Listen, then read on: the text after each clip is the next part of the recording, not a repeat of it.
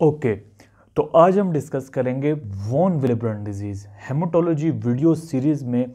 इस वीडियो में von Willebrand disease क्या है, इसकी मैनिफेस्टेशन कैसे होती है और इसकी लैब चेंजेस क्या होती हैं और ट्रीटमेंट कैसे होता है, आज सब हम इस वीडियो में डिटेल से डिस्कस करेंगे।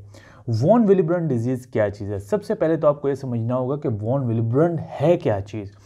वॉल विलिब्रेंट फैक्टर ये है कि जब भी आपके पास वेसल में किसी भी आर्टरी में या किसी भी कैपिलरी में कोई डैमेज होता है, जब भी वेसल वॉल डैमेज होती है तो अब यहाँ से ब्लीडिंग के चांसेस होते हैं। ब्लीडिंग को रोकने के लिए प्लेटलेट्स भागते हुए आते हैं और यहाँ पे अटैच हो जाते हैं कि ब्लीडिंग ना हो, ब्लड लॉस ना हो, क्योंकि प्लेटलेट का काम ही यही है ब्लीडिंग को रोकना। लेकिन प्लेटलेट को अटैच होने के लिए एक इंडिकेटर चाहिए होता है। प्लेटलेट जब आ रहे होते हैं तो एक किस्म को उनको एक लाइट चाहिए होती है टू टेल देम कि you have to stop here and stick here, यहाँ पे ब्लीडिंग को रोकना है आपने। वो लाइट, वो इंडिकेटर वॉन विलिब्रेंट फैक्टर होता है। यानी कि वेसल डैमेज हुई, von Willebrand factor is the indicator जो कि प्लेटलेट्स को बुला रहा है कि आप आएँ और अटैच हों यहाँ पे। वॉन विलिब्रेंट डिजीज में ये इंडिकेटर नहीं होता, ये लाइट नहीं होती, वॉन विलिब्रेंट फैक्टर नहीं होता। वॉन विलिब्रेंट फैक्टर अटैच होता है प्लेटलेट्स के साथ via group GP2B3A।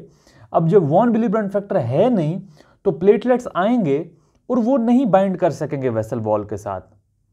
That is von Willebrand disease, decreased amount of von Willebrand factor which results in bleeding. Most common congenital disorder of hemostasis है ये, most common congenital disorder. अब इसमें platelet की aggregation का मसला नहीं होता, यानी कि प्लेटलेट एक दूसरे के साथ बाइंड कर सकते हैं, प्लेटलेट एक दूसरे के साथ बाइंड कर लेते हैं, लेकिन उस प्लेटलेट के एग्रीगेट को वॉल के साथ अटैच होने के लिए, उस ब्लीडिंग साइट के साथ अटैच होने के लिए इंडिकेटर नहीं होता, जिसकी वजह से वो अटैच नहीं हो सकते। क्लिनिकल प्रेजेंटेशन क्या होती है? ब्लीडिंग, म्यूकोजल ब्लीडिंग, स्किन से ब्लीडिंग, नोज से ब्लीडिंग, एपिस्टैक्सिस, ब्रूजिंग होती है, irregular menstrual cycle, irregular menstrual bleeding, क्योंकि प्लेटलेट एग्रीगेट अटैच नहीं हो सकते वॉल के साथ। There is no problem with the platelet aggregation, there is the problem with the binding of platelets with the wall due to absence of von Willebrand factor। अब labs को समझने के लिए आपको कोगुलेशन कैस्केड को समझना होगा। कोगुलेशन कैस्केड में हमारे पास एक इंट्रिंसिक पाथ होता है, एक एक्सट्रिंसिक पाथ होता है। इंट्रिंसिक पाथ में फैक्टर 12 11 को एक्टिवेट करता है, 11 9 को एक्टिवेट करता है, 9 10 को एक्टिवेट करता है। In between that path intrinsic pathway में फैक्टर 8 भी अपनी शमूलियत करता है, ऐड होता है और एक्टिवेशन करता है। That is intrinsic pathway. Extrinsic pathway में फैक्टर 7 डायरेक्ट आता है और फैक्टर 10 को एक्टिवेट कर देता है। इससे आगे दोनों पाथवेज कॉमन हैं, यानी कि इनमें भी, इंट्रिंसिक में भी ये फैक्टर्स पाए जाते हैं, एक्सट्रिंसिक में भी ये फैक्टर्स पाए जाते हैं। एंड रिजल्ट ये होता है कि फाइब्रिन एक्टिवेशन हो जाती है। एक्सट्रिंसिक पाथवे को देखने के लिए जो टेस्ट होता है वो होता है PT। आप इसको इस तरह याद रखिए कि एक्सट्रिंसिक पाथवे छोटा है तो उसका नाम भी छोटा है टेस्ट का, PT। इंट्रिंसिक पाथवे लंबा है तो उसका नाम भी लेंथी है, APTT। अब CBC जब आप करेंगे, आप प्लेटलेट काउंट देखें, ब्लीडिंग हो रही है, you would be looking for platelets, कि प्लेटलेट्स तो कम नहीं है। वॉन विलिब्रेंट डिजीज में प्लेटलेट काउंट नॉर्मल होगा। क्यों नॉर्मल होगा? इसलिए नॉर्मल होगा because there is no problem with the quantity of platelets, there is no problem with the quality of platelets, there is the problem of the platelets attaching to the wall. Problem is कि आपके पास platelets attach नहीं हो सकते wall के साथ, तो platelet count normal होगा। Bleeding time जो होगा वो आपके पास एलिवेटेड होगा।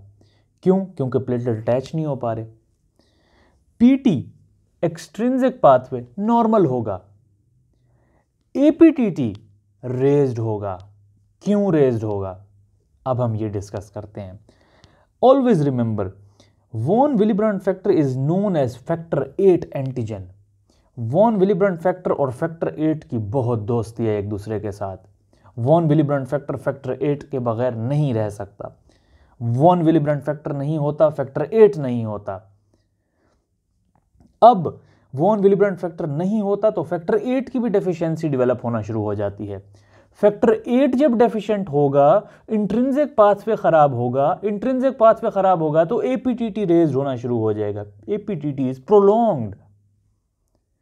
तो remember, von Willebrand factor stabilizes factor 8. Von Willebrand factor is a very good friend of factor 8.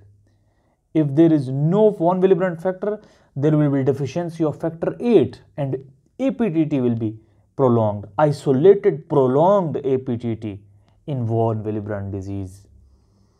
रिस्टोसेटिन platelet aggregation test क्या है? रिस्टोसेटिन प्लेटलेट एग्रीगेशन यह है कि आप इस तरह की एक सरफेस पे प्लेटलेट्स को एक्टिवेट करते हैं और आप देखते हैं कि क्या ये प्लेटलेट्स इस सरफेस के साथ अटैच होंगे कि नहीं होंगे, और आपके पास ये प्लेटलेट्स इसके साथ अटैच नहीं होंगे।